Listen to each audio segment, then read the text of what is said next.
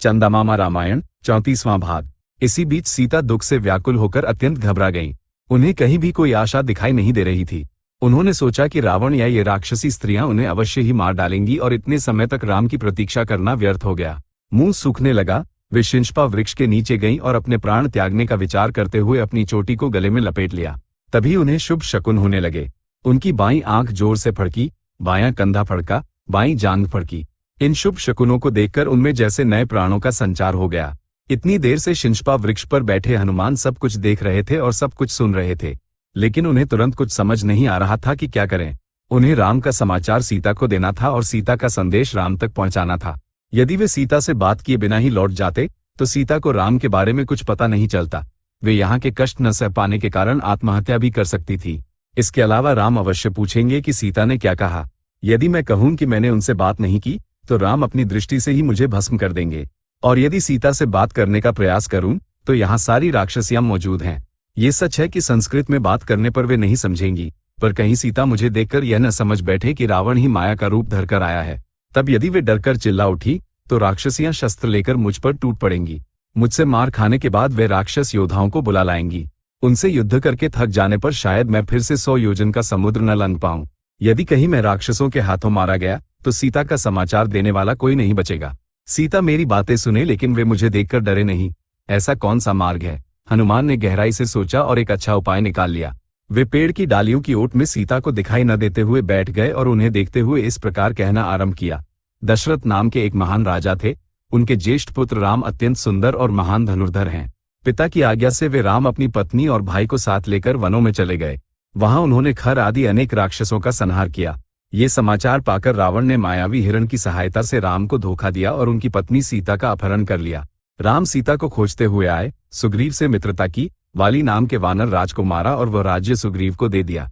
उस सुग्रीव ने सीता देवी की खोज के लिए सभी दिशाओं में हजारों वानरों को भेजा। उसी प्रयास में मैं 100 योजन का समुद्र लांघकर इस लंका में आया हूं और राम द्वारा वर्णित सीता के दर्शन कर पाया हूं।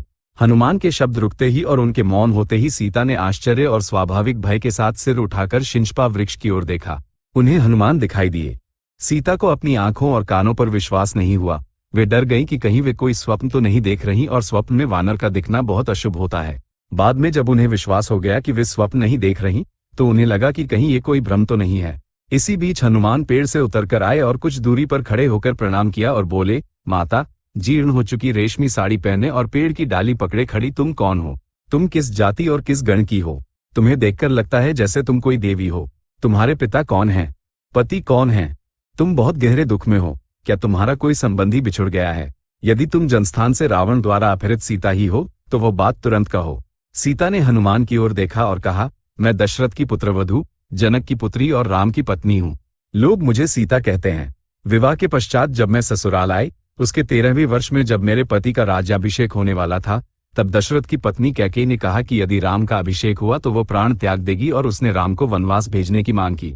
पिता के याचना करने पर राम ने अपना मिलने वाला राज्य पुनः पिता को ही दे दिया। वे वल्कल वस्त्र पहनकर वनवास जाने लगे और मुझसे अपनी माता कौशल्या के पास रहने को कहा। मैं राम के बिना नहीं रह सकती थी, इसलिए उनके साथ चल पड़ी। मुझसे भी पहले लक्ष्मण वल्कल वस्त्र पहनकर निकल पड़े थे। जब हम दंडकारण्य में थे तब दुष्ट रावण मुझे यहाँ ले आया। वो रावण मुझे अभी 2 महीने और जीवित रहने देगा, उसके बाद वह मेरे प्राण ले लेगा। सीता का दुख देखकर हनुमान को भी दुख हुआ। उन्होंने उन्हें सांत्वना देते हुए कहा, सीता देवी, मैं राम के दूत के रूप में तुम्हारे पास आया हूँ। राम ने अपनी कुशलता तुम्हें बताई है और तुम्हारी कुशलता पूछी है। लक्ष्मण ने तुम्हें साष्टांग प्रणाम भेजा है। ये सुनते ही सीता का शरीर पुलकित हो उठा। उन्होंने कहा, मनुष्य को जीवित रहना चाहिए क्योंकि 100 वर्ष बाद भी आनंद मिल सकता है। यह मेरे विषय में सत्य सिद्ध हुआ है। ये सोचकर कि सीता को उन पर विश्वास हो गया है, हनुमान उनके समीप आए। ये देखकर सीता को संदेह हुआ कि रावण ही वानर रूप में आया है, और उनसे आत्मीयता से बात करने के कारण वे डर गईं और अशोक वृक्ष की डाली छोड़कर भूमि पर बैठ गईं। प्रणाम कर रहे हनुमान का मुख देखने का भी उनमें साहस नहीं रहा। उन्होंने हनुमान से कहा, तुम वास्तव में रावण ही हो। अब इस वानर रूप में आए हो। उस दिन सन्यासी बनकर आए थे। मैं पहले ही दुख और उपवासों से दुर्बल हो चुकी हूँ। मुझे इस तरह और अधिक कष्ट क्यों दे रहे हो? ये तुम्हारे लिए अच्छा नहीं है। यदि तुम वास्तव में रामदूत हो तो राम के गुणों का वर्णन करो। राम और लक्ष्मण के लक्षण बताओ। राम से तुम्हारा संबंध कब हुआ? तुम राम और लक्ष्मण को कैसे जानते हो? मनुष्य और वानरों की मित्रता कैसे हुई? हनुमान ने राम के गुणों का वर्णन किया। उन्होंने राम का नख शिख वर्णन किया।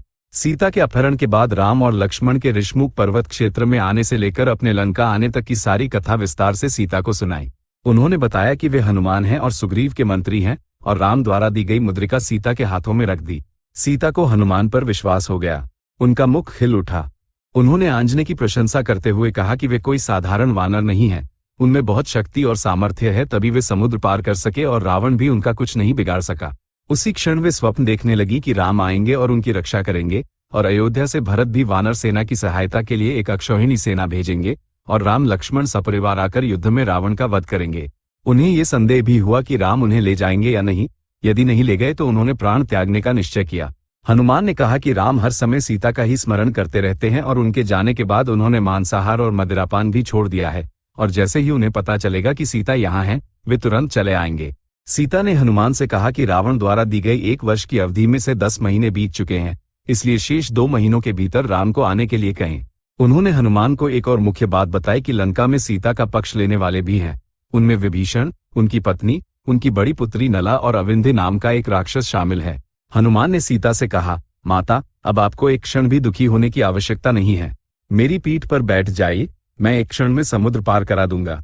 हनुमान को छोटे आकार में देखकर सीता को उनकी बात पर विश्वास नहीं हुआ, और उन्होंने कहा, तुम क्या कह रहे हो? मुझे पीठ पर बिठाकर समुद्र पार कराना? आखिर तुमने वानर होने का प्रमाण दे ही दिया। ये सुनते ही हनुमान को अपमान महसूस हुआ। वे सीता से थोड़ा दूर गए और अपने शरीर को भयानक रूप से बड़ा कर लिया। उनका शरीर जलती हुई अग्नि के समान दीप्तिमान दिखने लगा। उन्होंने कहा, सीता देवी, मैं केवल आपको ही नहीं बल्कि इस पूरी लंका को जड़ सहित उखाड़कर ले जा सकता हूँ, इसलिए डरो मत और मेरे साथ चलो। लेकिन सीता ने आपत्ति जताई। उन्होंने कहा कि जैसे ही वे उन्हें पीठ पर बिठाकर समुद्र के ऊपर से निकलेंगे, शस्त्रधारी राक्षस उन्हें घेर लेंगे और वे डरकर समुद्र में गिर सकती हैं, जिससे उन दोनों के लिए संकट उत्पन्न हो सकता है।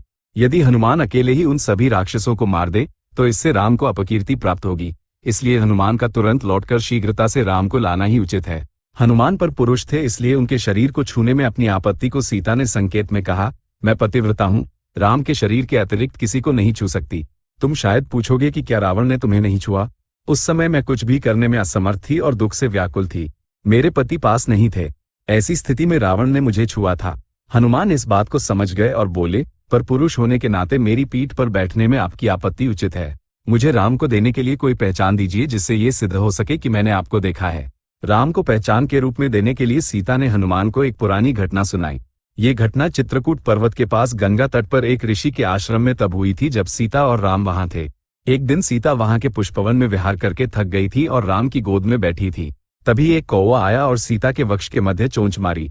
सीता को क्रोध आया और उन्होंने मिट्टी के ढेले से उसे भगाया, लेकिन वो कौवा वहां से गया नहीं और बार बार सीता पर झपटने लगा। कौवे के कारण कष्ट पाती सीता को देखकर राम ने उनका उपहास किया, जिससे उन्हें क्रोध आ गया। फिर उन्होंने उन्हें सांत्वना दी। बाद में सीता राम की गोद में सिर रखकर काफी देर तक सोई। जब वे जागी तो राम ने उनकी गोद में सिर रखा और वे भी सो गए। वो कौवा फिर लौटा और सीता के वक्ष पर फिर से चोंच मारकर मांस खाने लगा। उन्हें गहरा घाव हो गया और रक्त बहने लगा, जिससे राम भी भीग गए। कौवे की पीड़ा असहनीय होने पर सीता ने राम को जगाया। राम जागे और सीता के वक्ष पर घाव देखकर क्रोधित हो उठे और पूछा, वो दुष्ट कौन है जिसने तुम्हें इतनी गहरी चोट पहुंचाई? उन्होंने इधर उधर देखा तो पंजों में रक्त लिए वो कौवा दिखाई दिया। राम ने दर्भासन से एक दर्भ निकाला और ब्रह्मास्त्र का पाठ किया। वो दर्भ प्रलयाग्नि के समान प्रज्वलित होकर कौवे की ओर बढ़ गया। चंदा मामा रामायण 34वां भाग संपूर्ण। अधुना स्वस्ति।